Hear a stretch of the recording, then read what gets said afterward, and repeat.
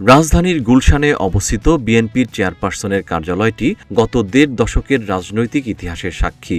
২০০৮ সাল থেকে দলটির নীতি নির্ধারণী কার্যক্রমের কেন্দ্রবিন্দু হিসেবে ব্যবহৃত হওয়া এই বাড়িটিকে অনেকেই বিএনপির নিজস্ব সম্পত্তি বলে ধারণা করেছিলেন, কিন্তু না, প্রকৃতপক্ষে এই বাড়িটি কুমিল্লা ৮ আসনের বিএনপির নবনির্বাচিত সংসদ সদস্য জাকারিয়া তাহেরের। চরম প্রতিকূল সময়ে দলের চেয়ারপারসনের কার্যালয় হিসেবে ব্যবহারের জন্য বাড়িটি দিয়েছিলেন তিনি। সাবেক প্রধানমন্ত্রী বেগম খালেদা জিয়া দীর্ঘ সময় এখানে কার্যত অবরুদ্ধ ছিলেন।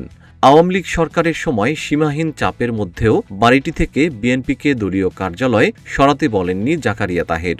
দলের প্রতি তার ত্যাগ একনিষ্ঠতাও কম নয়। এবার তারেক রহমানের নেতৃত্বাধীন মন্ত্রিসভায় গৃহায়ন ও গণপূর্ত মন্ত্রীর দায়িত্ব পেয়েছেন জাকারিয়া তাহের। তিনি নতুন মন্ত্রিসভার অন্যতম শীর্ষ ধনী মন্ত্রী। হলফনামার তথ্য অনুযায়ী শুধু তার নিজেরই রয়েছে ২৩,41,46,46,971 টাকার স্থাবর অস্থাবর সম্পদ। ১৯৬৫ সালে কুমিল্লার বরুড়া উপজেলার আদ্রা ইউনিয়নের সোনাইমুড়ি গ্রামে জন্মগ্রহণ করেন জাকারিয়া তাহের। যুক্তরাষ্ট্র থেকে বিজনেস ম্যানেজমেন্টে বিএসসি ডিগ্রি অর্জন করেন তিনি। তার বাবা এ.কে.এম. আবু তাহের কুমিল্লা ৮ আসন থেকে ১৯৯১, ১৯৯৬ ও ২০০১ সালের নির্বাচনে সংসদ সদস্য নির্বাচিত হন।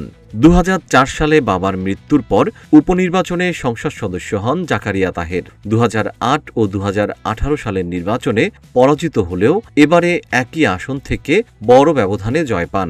জাকারিয়া তাহের কুমিল্লা দক্ষিণ জেলা বিএনপির সভাপতি এবং পরে দলের জাতীয় নির্বাহী কমিটির কর্মসংস্থান বিষয়ক সম্পাদকের দায়িত্ব পালন করছেন। তার বাবা A K M. Abu Taher national bank লিমিটেডের প্রতিষ্ঠাতা ও চেয়ারম্যান ছিলেন। জাকারিয়া তাহের বর্তমানে ব্যাংকটির ব্যবস্থাপনা পরিচালক।